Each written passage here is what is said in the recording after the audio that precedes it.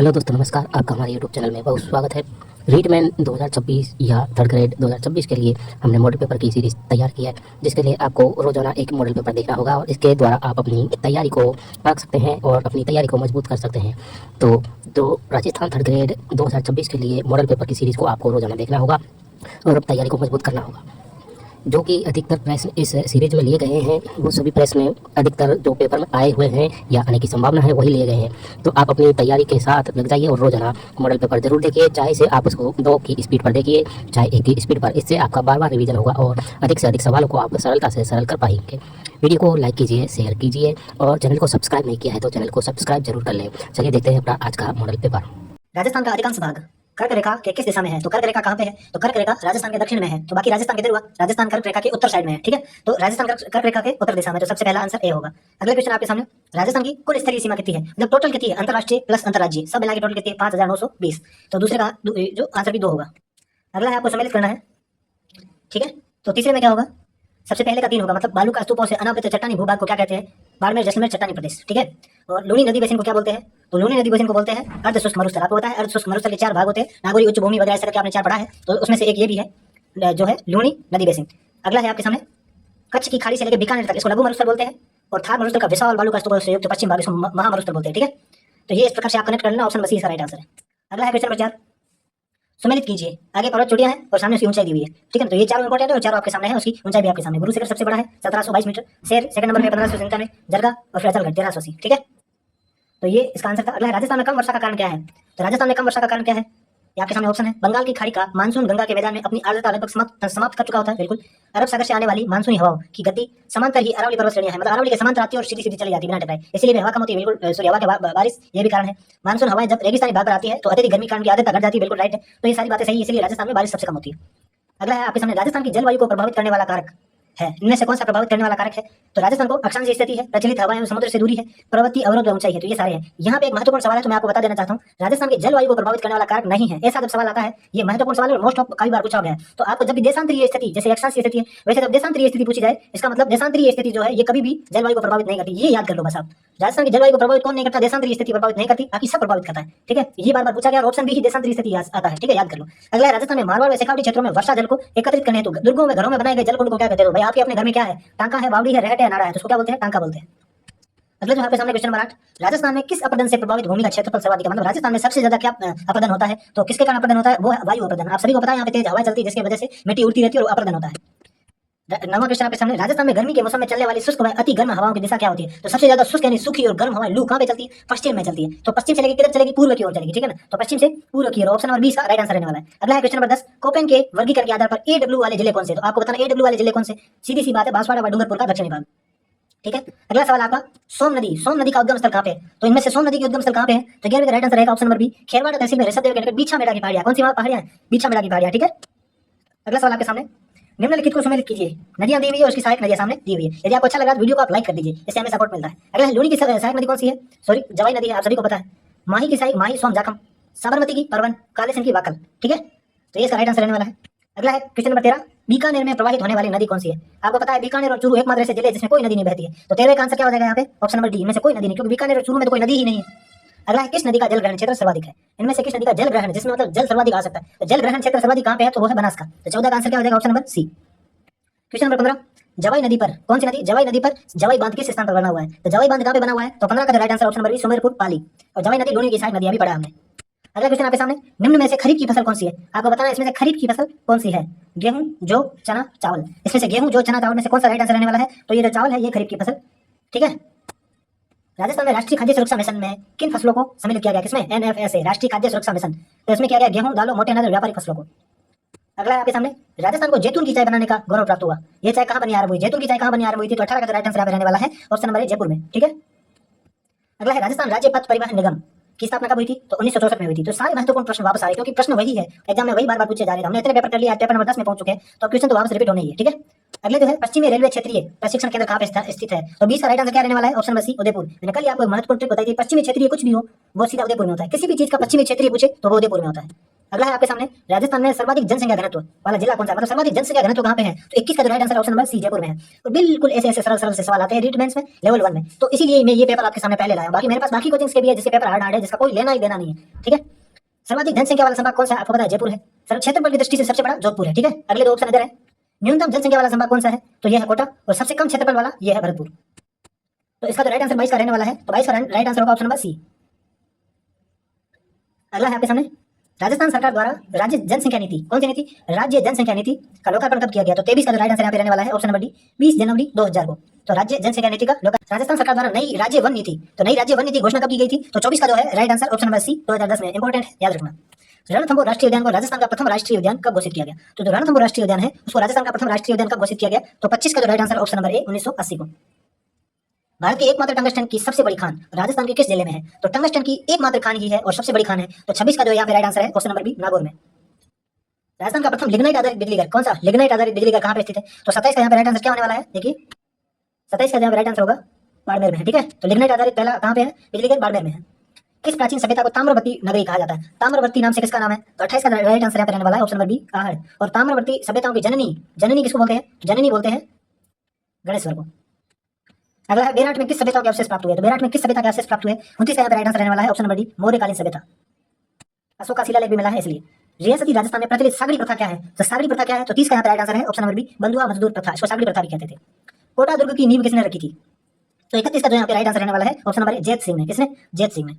संकट काल में मेवाड़ के राजाओं की शरणस्थली कौन सी थी, मेवाड़ के राजाओं की शरणस्थली थी कौन सी, बताइए। तो 32 का यहाँ पे राइट आंसर रहने वाला है ऑप्शन नंबर बी कुंभलगढ़। वही मैं आपको एक महत्वपूर्ण प्रश्न पूछने वाला हूं, यदि आप इस प्रश्न तक पहुंचे हैं इसका मतलब आप अपनी तैयारी को लेकर बहुत सीरियस है और आपका जुनून वाकई काबिल तारीफ है। आप मुझे ये कमेंट करके बता दो कि मारवाड़ के राजाओं की शरणस्थली कहाँ थी। ऐसा नहीं कि हाँ मुझे आता है कमेंट क्या ही करना, आप कीजिए कमेंट, ठीक है ना। इससे हमें पता चले कि आपकी तैयारी क्या है और आपको भी मोटिवेशन मिलेगा कि हाँ हमें तैयारी। तो यदि हम आपको इतना कुछ दे रहे हैं तो आप एक बात हमारी ऐसी मानिए और आप कमेंट में बताइए कि मारवाड़ के राजाओं की शरणस्थली कौन सी है। अगला है कजली तीज, जिसे सातुड़ी तीज कहते हैं। क्या कहते हैं, सातुड़ी तीज किस माह में मनाई जाती है, तो कजली तीज किस माह में मनाई जाती है, तो 33 का यहाँ पे राइट आंसर ऑप्शन नंबर भाद्रपद में। और ये भी याद रखना कि ये जो है सबसे ज्यादा प्रसिद्ध कहाँ की है, बूंदी की, इसको बड़ी तीज भी कहते हैं। क्या कहते हैं, बड़ी तीज।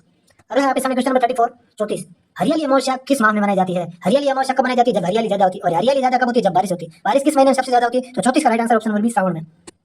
सुमेलित कीजिए, इनमें से सुमेलित क्या करना है इनको, ये लोग देवता उनके जन्म स्थान आपको सुमेलित करने हैं। तो रामदेव जी का आपको उंडुकास में पता है, ठीक है ना। तेजा जी का खड़ना नागौर है और काबू जी का ददरेवा चूरू है, गोगा जी का कोल्लूमन जोधपुर है। क्या मैंने सही बताया, बताइए। तो 35 का आंसर यहाँ पे क्या रहने वाला है, 1 2 1 सेकंड 1 2 4 3, ये मैंने आंसर माना है। तो 1 2 4 3, सॉरी मैंने ऊपर वाला गलत बता दिया। गोगा जी का ददरेवा चूरू और काबू जी का कोल्लूमन जोधपुर, हाँ ठीक है ना। तो आपको याद रखना है ऑप्शन नंबर ए इसका राइट आंसर रहने वाला है। अगला है राजस्थान का कबीर किस संत को कहा जाता है, तो राजस्थान का जो कबीर है वो किस संत को कहा जाता है, बताइए।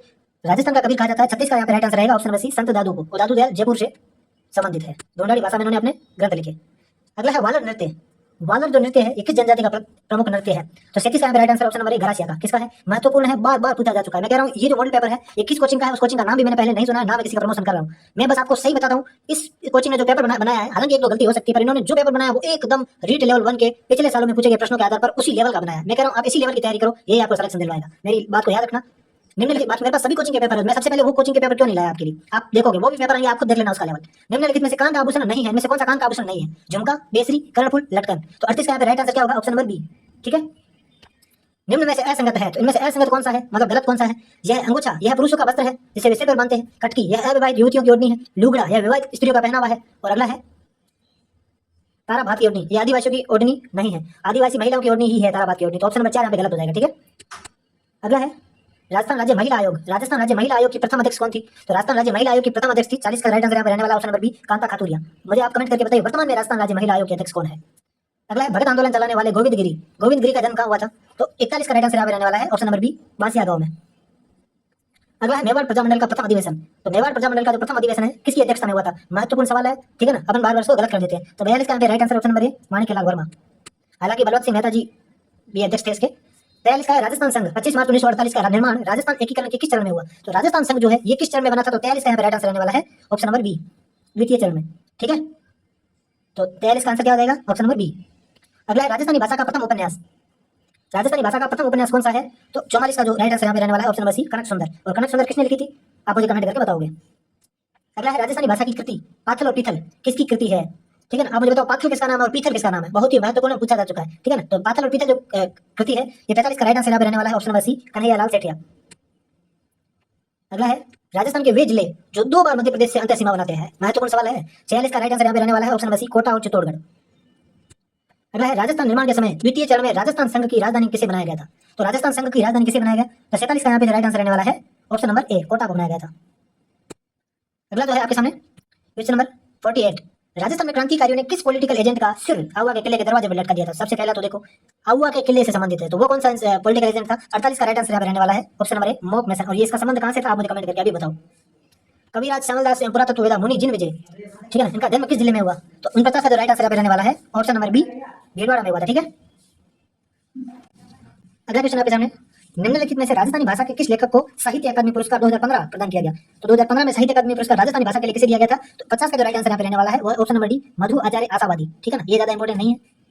अगला है राजस्थान की मरुशोभा, ये किसे कहा जाता है? राजस्थान की मरुशोभा किस वृक्ष को कहा जाता है? 51 का यहाँ पे right answer option number A, Rohila को। ठीक है, इसको मरु टीक भी कहते हैं।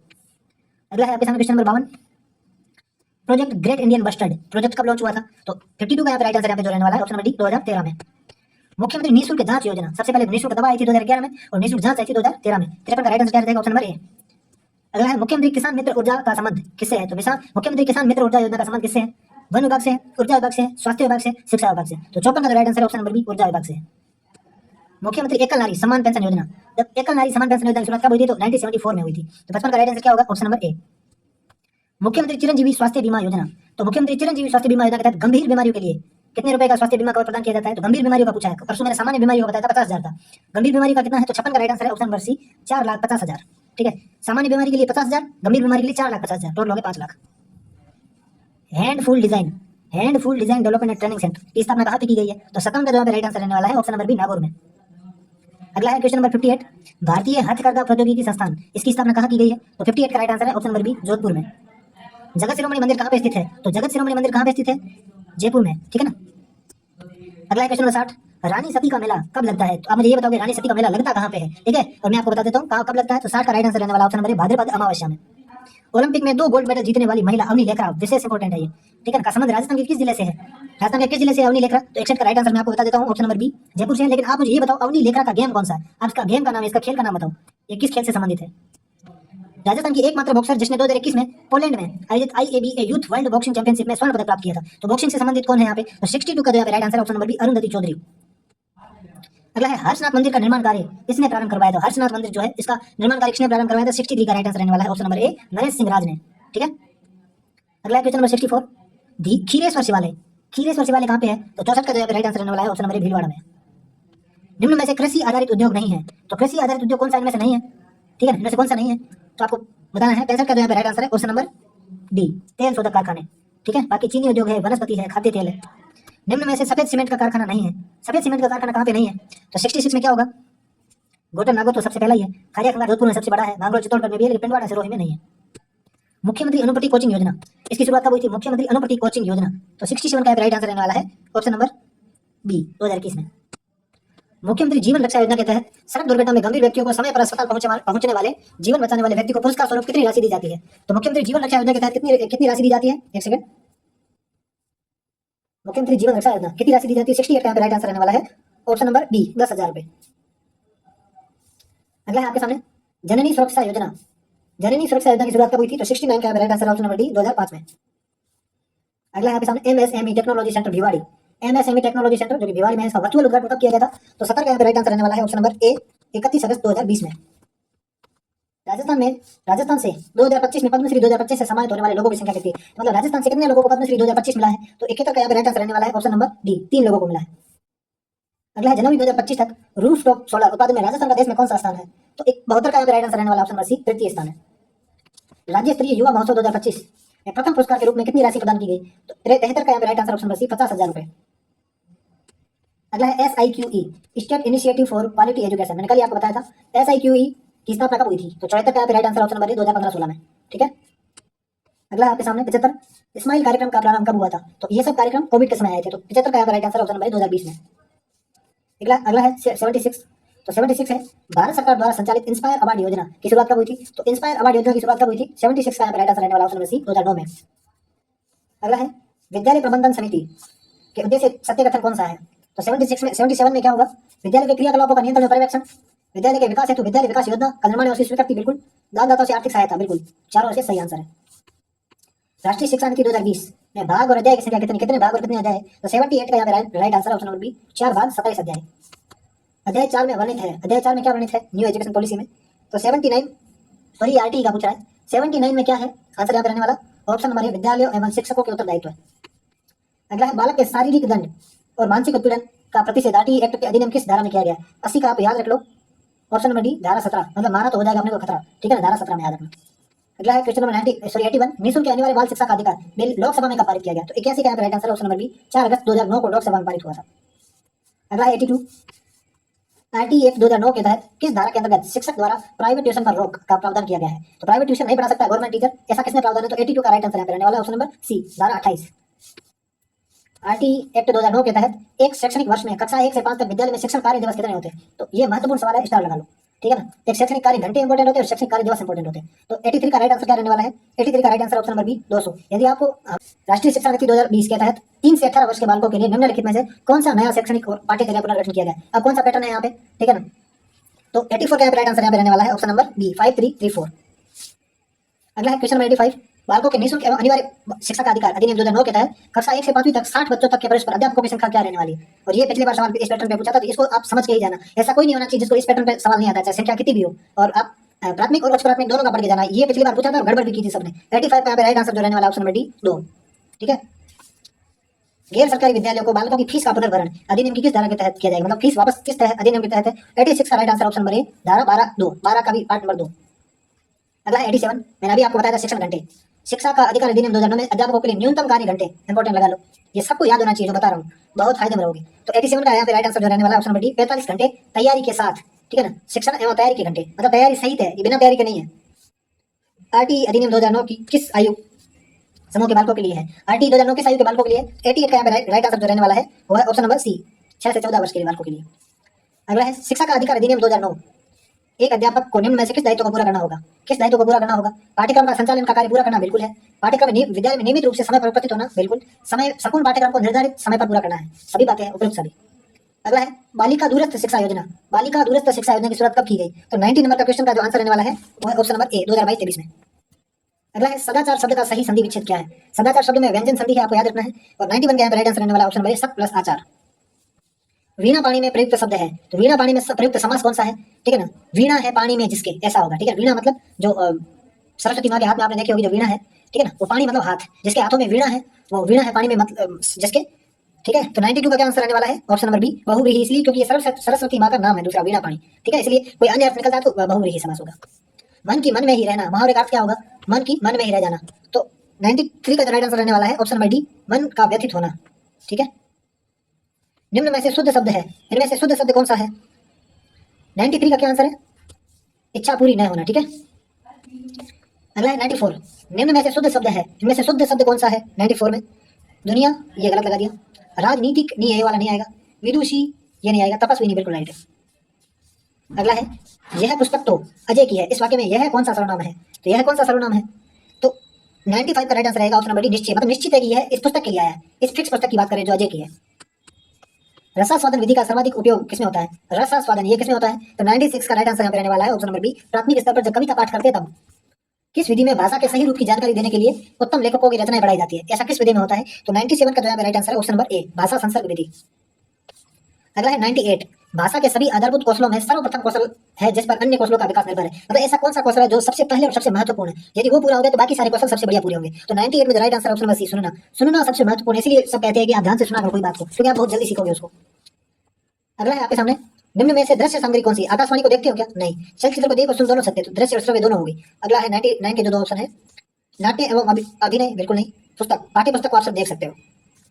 प्राचीन स्थल कौन सा है इनमें से? प्राचीन सभ्यता स्थल और उनका जिला आपको बताना है, ठीक है ना। तो 100 में क्या होगा देखो, इसका होगा कालीबंगा हनुमानगढ़ में है, ठीक है, आहट उदयपुर में है, बेराट जयपुर में और गणेश्वर सीकर में है, ऑप्शन नंबर ए।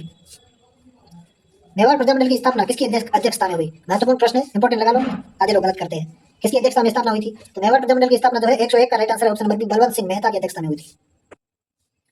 ढींगा गणगौर किस शहर की प्रसिद्ध है? तो ढींगा गणगौर या ढींगा गौर किस शहर की प्रसिद्ध है? 102 का यहाँ पे राइट आंसर रहने वाला है ऑप्शन नंबर डी, उदयपुर और जोधपुर।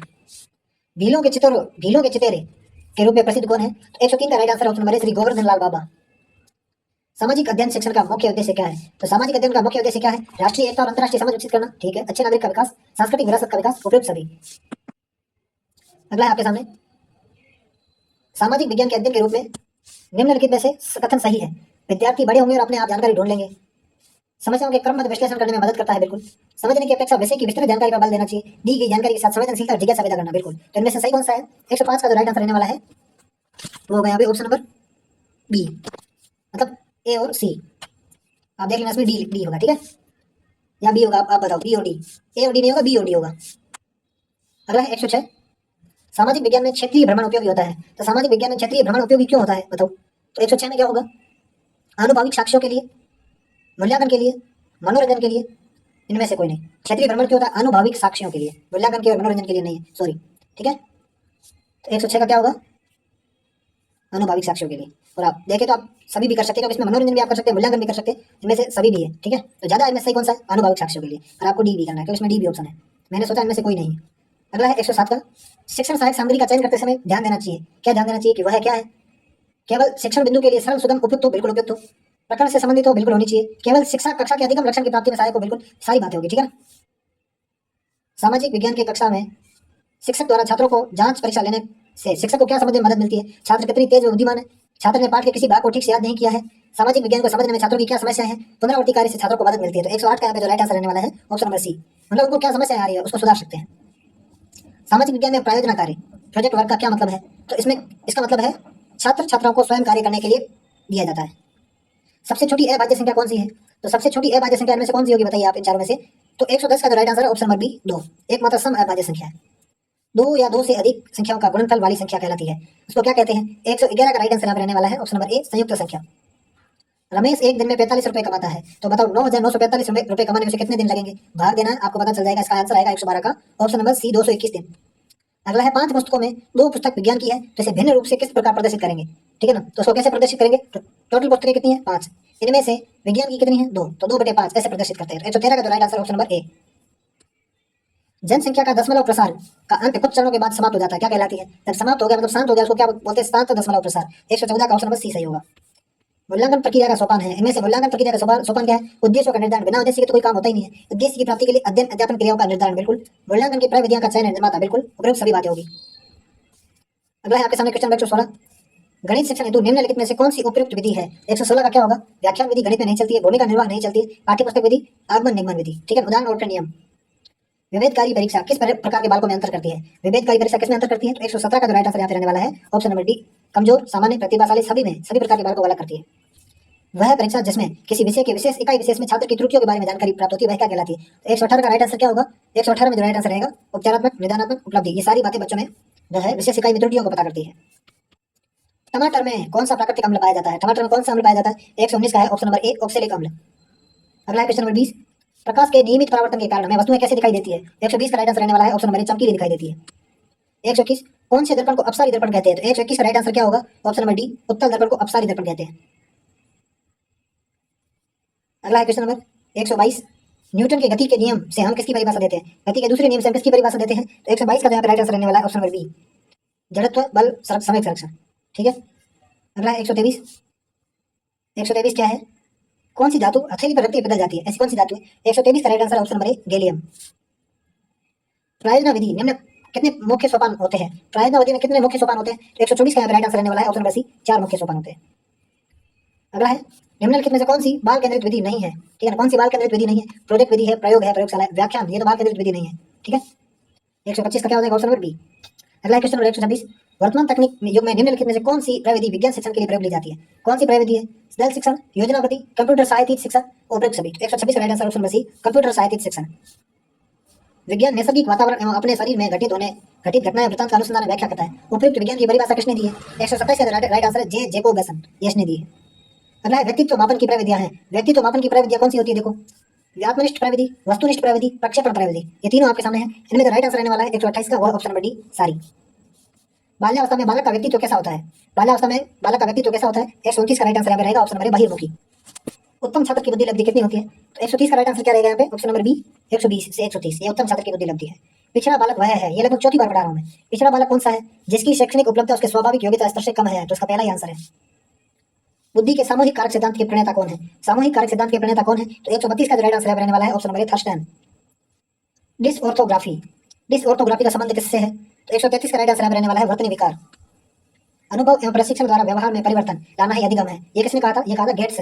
किसने बोला था? ये बोला था गेट्स एवं अन्य ने। उद्दीपन एवं अनुक्रिया में बंध स्थापित होना ही अधिगम है। बंध स्थापित होना ही अधिगम है। यह कथन किस अधिगम सिद्धांत पर आधारित है? 135 का राइट आंसर रहने वाला है ऑप्शन नंबर ए प्रयास एवं त्रुटि सिद्धांत।